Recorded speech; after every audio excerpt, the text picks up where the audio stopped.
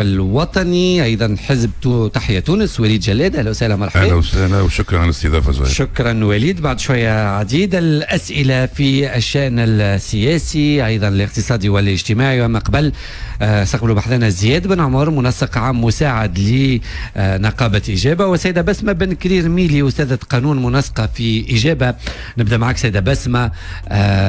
مرة أخرى تلويح بإمكانية الذهاب إلى سنة بيضاء، خاصة بعد الوقفة الاحتجاجية الكبيرة في القصبة الأسبوع اللي فات، احترازا على ما أسميتوه بمغالطات وزير التعليم العالي والبحث العلمي سليم خلبوس، اللي كان ضيفي يوم الخميس اللي فات، والذي صدم أو يبدو أنه مصدوم، ويقول لا أفهم لماذا إجابة تصعد من جديد رغم أن المفاوضات جارية والاتفاقيات ماضية، وهذا التصعيد من جانب واحد غير مفهوم. شنو ردكم؟ أهلا وسهلا، مرحبا.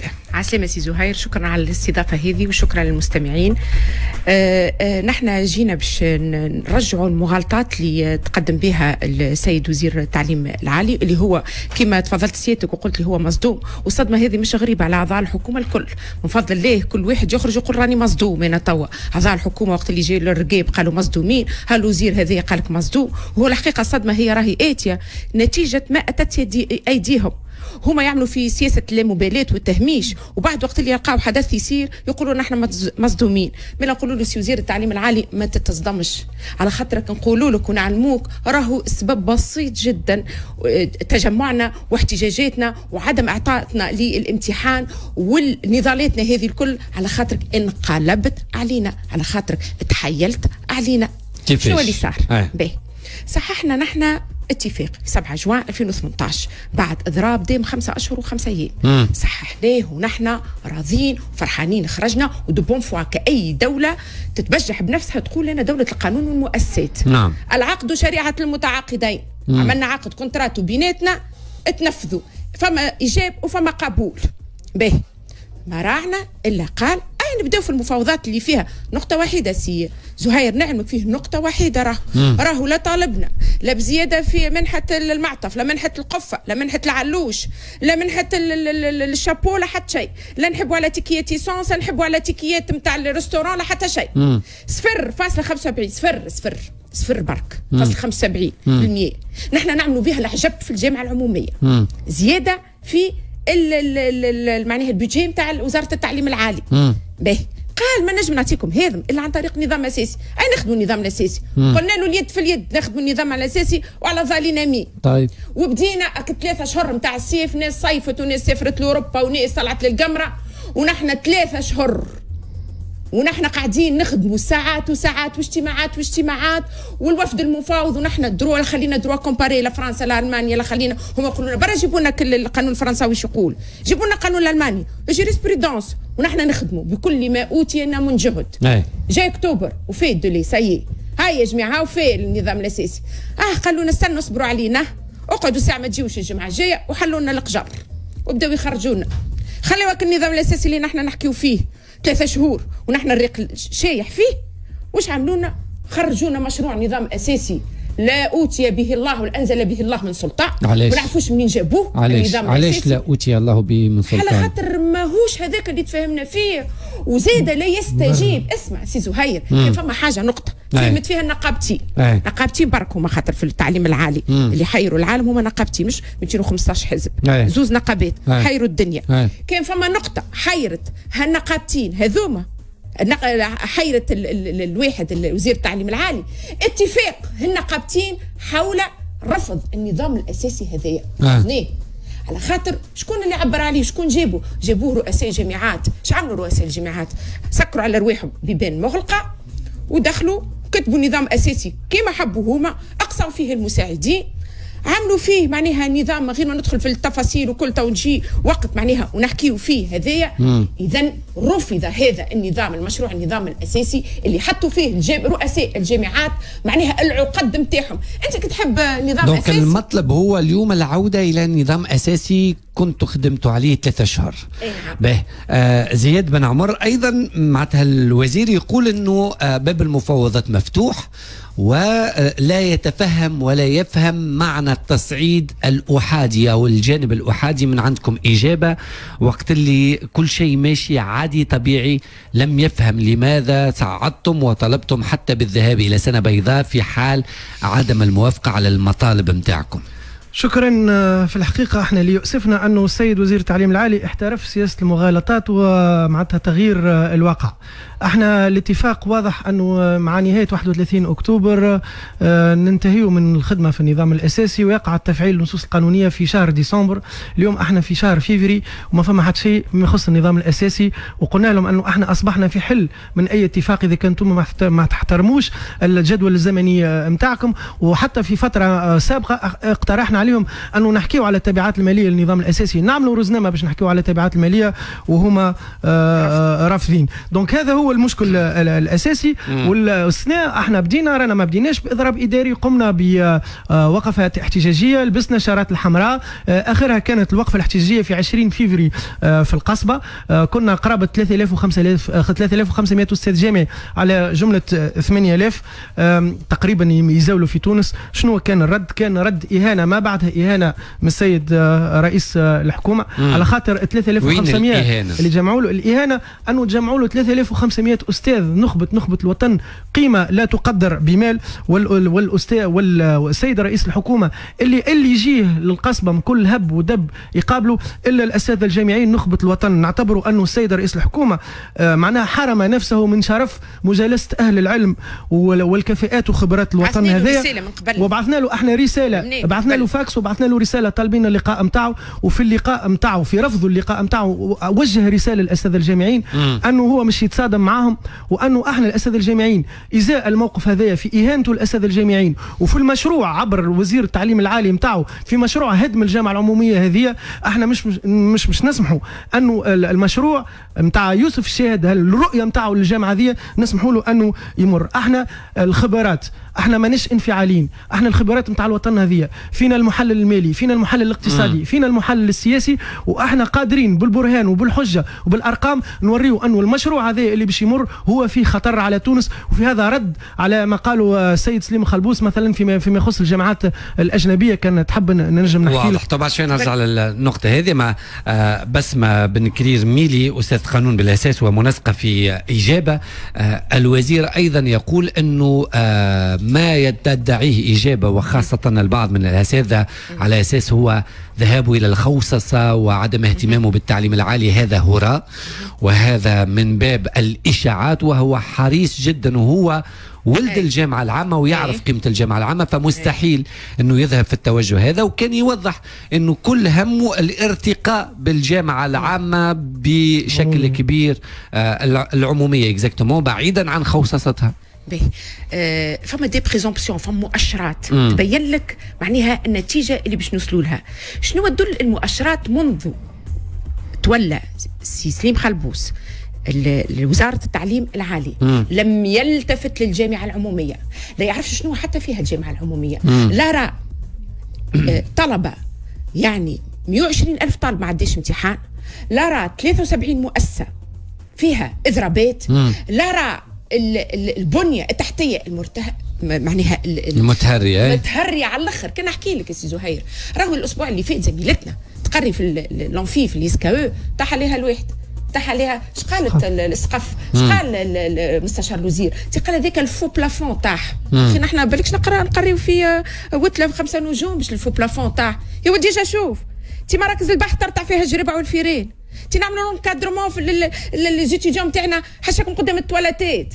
فعلى شنو تحكيو يا ولدي؟ مشيتوا زرتوا انتوما زرتوا تعرفوا وقتاش سيد الوزير عرف اللي فما تعليم عالي عمومي وقت اللي شد بعضها قد عملناو الفيمي مشى زار الطلبه، ما قعدش هو الاساتذه الجامعيين راه مشى للطلبه التطاوين قال لهم يا جماعه راني جيتكم تو وقت عرف اللي هو فما طلبه ما عدتش امتحان واللي صاي بلوكاج توتال.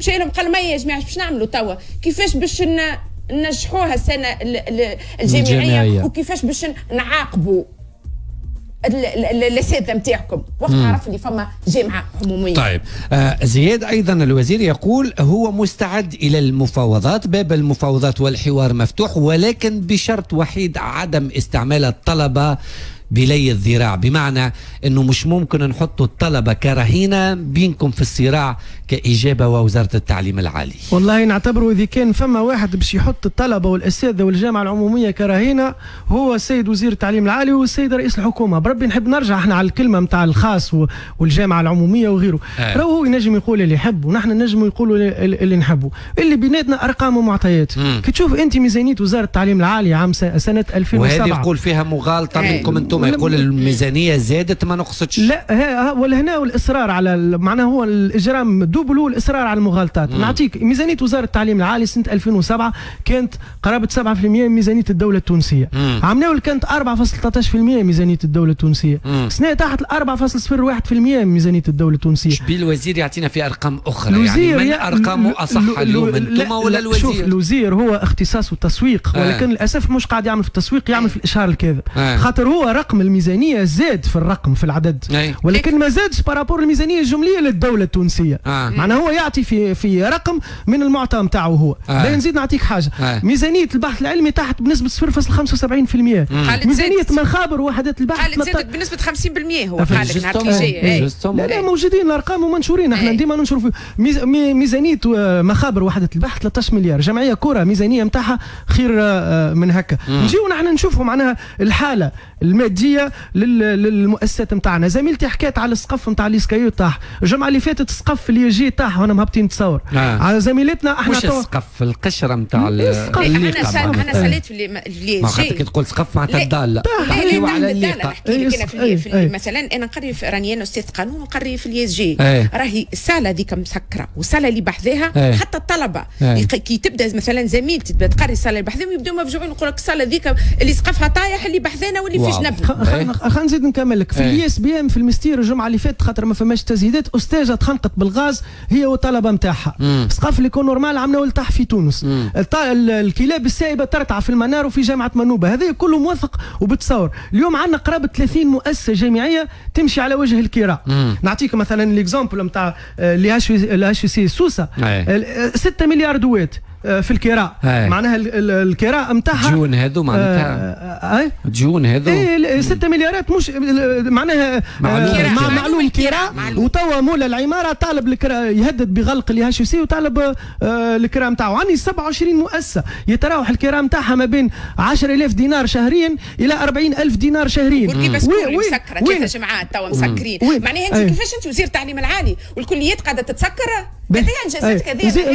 نزيد نحكي لك مثلا في معهد الموسيقى في قفصه الالات الموسيقيه يحفظوا فيها في تواليت. اللي مش يحب يبني مسابح ومعناتها ميادين رياضيه للجامعه الفرنسويه.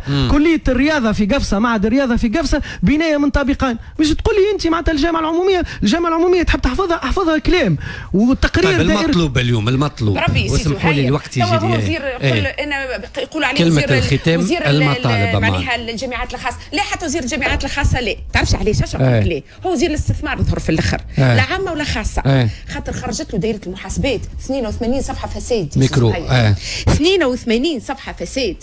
اسمع الخواص يرتعوا المستثمرين كما يحبوا في الجامعات يبيعوا يشريوا راهو في الشهيد. راهو اللي عنده فلوس يقرا في تونس واللي ما عندوش ما يقراش. ريت قبل في الثوره حطونا كافر ومسلمه تو باش يحطونا خاص وعاء. راهو ولد الزوالي ما عادش باش يقرا وراهو مش نسوقوا ماهيش الشعبويه هذيا. راهو زرع الغام في كامل تراب الجمهوريه. ويقول لك بعد ما تقول ليش وزير. اي نعم انت كي تحب باش تعمل قبضه من حديد وتحارب الفساد هاي ورينا عاش عملت لهم هذوما الجماعه. اش ما عملت لهم الجماعه هذوما اللي دخلوا باش يفسدوا التعليم العالي. تعرف فما عباد اللي ماخذين شهادات في اختصاصات ماهيش موجوده جمله واحده. كل واحد في بلادك ابعث الفلوس وانا نبعث لك الشهاده. بالنسبه للسكوب اللي يحكي عليه معناتها ابواب الانتدابات جدد للدكاتره. نذكر انه عندنا 5,000 دكتور بطال على العمل. عملوا الحل زاد طلب مع الجامعات يعطيوا الاحتجاجات في 2017 وما نفذش.